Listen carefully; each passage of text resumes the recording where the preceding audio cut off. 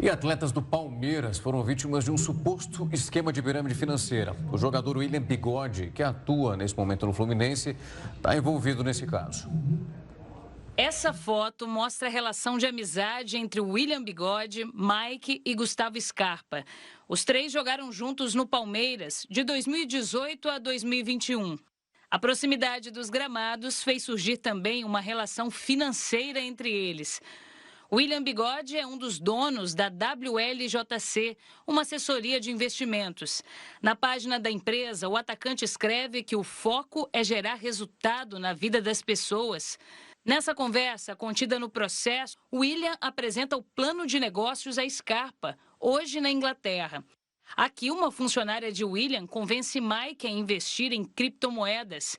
Ela admite o risco, mas diz que ele pode confiar no negócio. A empresa de William indicou, então, um investimento em duas outras corretoras parceiras. A promessa era de retornos de 3,5% a 5% ao mês. Pouco tempo depois, Scarpa fez um depósito de mais de 3 milhões de reais. Os problemas começaram quando Scarpa e Mike tentaram receber o dinheiro. Eles alegam um prejuízo de cerca de 11 milhões de reais referentes aos investimentos feitos em 2021 e 2022. Os dois jogadores entraram na justiça para tentar resgatar as quantias e rescindir os contratos. Eles também registraram o caso na polícia como estelionato. A justiça bloqueou os bens das empresas envolvidas. William já prestou depoimento à polícia em São Paulo. Em nota, o atacante afirmou que se considera vítima da Xland e que também teve um prejuízo de 17 milhões e meio de reais. Outros atletas do Palmeiras e do Fluminense, atual clube de William, foram prejudicados pelo suposto golpe. Mas, por enquanto, só Scarpa e Mike levaram o caso à justiça. O Palmeiras e o Fluminense não quiseram comentar o caso. Ainda sobre esse golpe denunciado pelos jogadores do Palmeiras, no qual sofreram uma perda milionária investindo em uma empresa indicada pelo ex-companheiro do time, a gente conversa com um especialista em direito bancário e empresarial, Marcelo Godke. Boa noite, Marcelo. Obrigado pela participação aqui conosco. Antes de mais nada, eu queria saber se há alguma chance de conseguir recuperar esse dinheiro que os jogadores perderam e se de fato alguém pode pagar pelo crime que eles alegam ter sofrido. Ou seja, alguém pode ser preso de fato ou vai ficar tudo na culpa de um CNPJ e nada, não há punição e aí fica na impunidade? Boa noite, tudo bom? Bom, sobre a sua primeira pergunta, precisam ser encontrados ativos para serem arrestados ou eventualmente executados após uma decisão judicial final, né? Então, se realmente foram adquiridos ativos financeiros, as criptomoedas com o dinheiro que foi investido, pode ser que realmente tenha algum dinheiro a ser recuperado, tá? Então, em tese, pode sim ser recuperado, né? A dificuldade em se recuperar um ativo financeiro existe quando se percebe que foi feito um chamado esquema de pirâmide, né? Também conhecido como esquema Ponzi, né? Em que, na verdade, quem entra na base da pirâmide acaba alimentando financeiramente quem está em cima. Então, não houve investimento verdadeiro em criptoativos, mas simplesmente de fazer aquela massa de investidores crescer muito rapidamente. Então, tudo vai depender do que vai se apurar, né, ao longo desse processo aí. Sobre a sua segunda pergunta, se há a possibilidade de alguém efetivamente ser preso, né? Olha, a depender de como foi feita a oferta desse investimento para os jogadores do Palmeiras, etc., em tese pode haver, né, pode ter acontecido dentro de um crime, e aí pode ser que realmente alguém venha a ser condenado criminalmente. Existe toda uma regulamentação bancária, uma regulamentação, principalmente nesse caso, que é o que eu acredito que incida, né?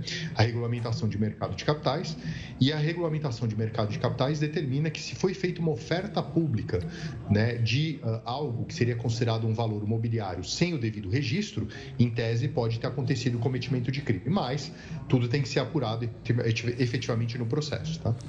Marcelo, boa noite. Agora da minha parte, quando a gente olha para o que aconteceu com os jogadores, a gente aqui, durante a programação, acaba noticiando casos que são parecidos com as suas divergências. Esquema de pirâmide com uma nova roupagem, que não deixa tão claro o que aconteceu. Inclusive, um dos jogadores envolvidos nessa polêmica disse que jamais se imaginou dentro de uma pirâmide financeira e agora com prejuízo nessa proporção.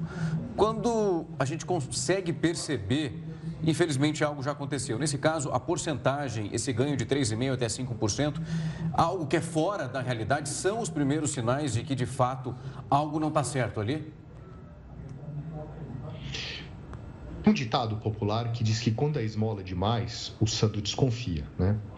Não é comum a gente ter um investimento que renda 3%, 4%, 5% ao mês. Isso é um pouco fora da realidade. Nós ainda vivemos um período de uma certa inflação e tudo mais, mas não é comum, né, um investimento, né, ter ali uma garantia de retorno de 3,5% ao ano. Né? A gente sabe que, às vezes, uma pessoa que não tem uma formação adequada, não tem, sei lá, um costume maior com investimentos financeiros, ela possa cair no conto do vigário, né? Mas não é comum a gente ter um retorno garantido de 3%, 4%, 5% ao mês, tá?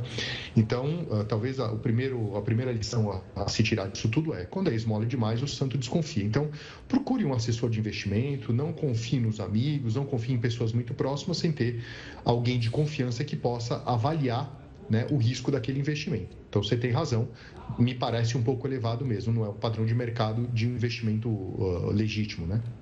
Marcelo, além desse ponto do valor elevado do investimento, está se popularizando justamente esse termo que a gente usou na reportagem, você usou há pouco, assessor de investimento. Como eu posso me garantir, me precaver de que eu estou justamente indo atrás de um assessor de investimento ou de uma empresa séria antes de cair no conto do vigário? É possível ver maneiras de, olha, essa empresa, por exemplo, o caso dessas duas empresas, elas nem podiam, de acordo com o Banco Central, fazer investimentos em criptomoedas.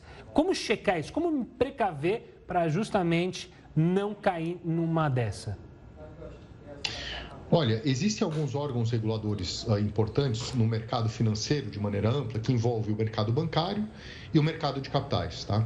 Se por acaso alguém vem oferecer um investimento para a gente, eu acho que a primeira coisa a ser feita é verificar no site desses reguladores, como, por exemplo, o Banco Central e a Comissão de Valores Imobiliários, se aquela pessoa que nos oferece o investimento tem uma autorização para fazer isso.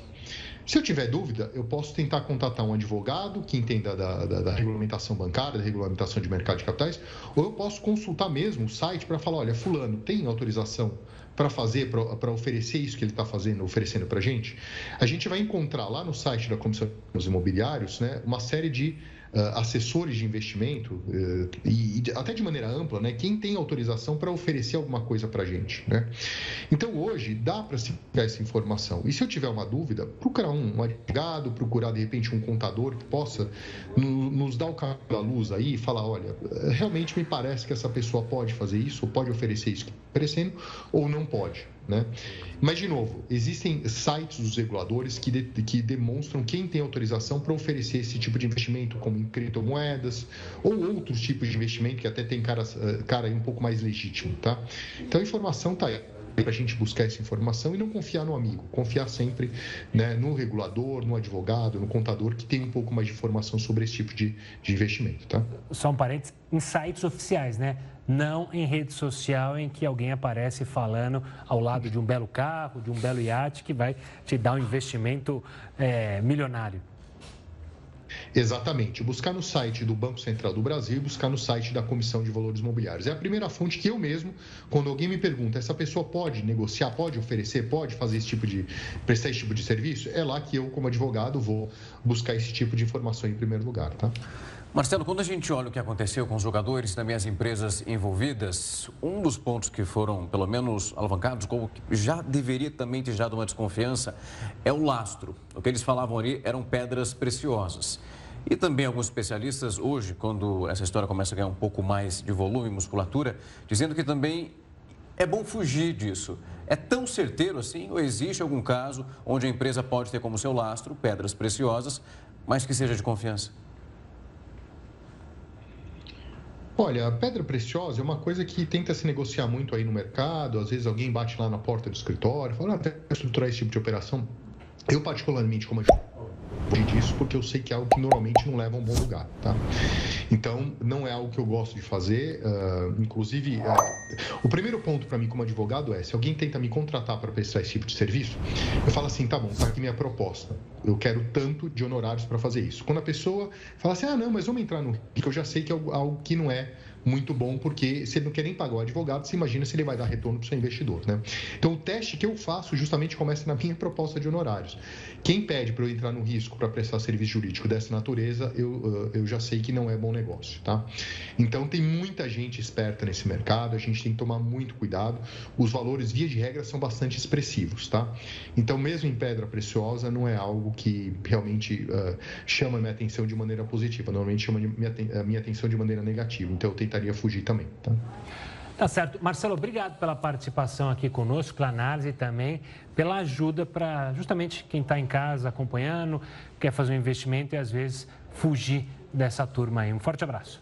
Boa noite, Marcelo. Boa noite, eu que agradeço. Um grande abraço, estou à disposição.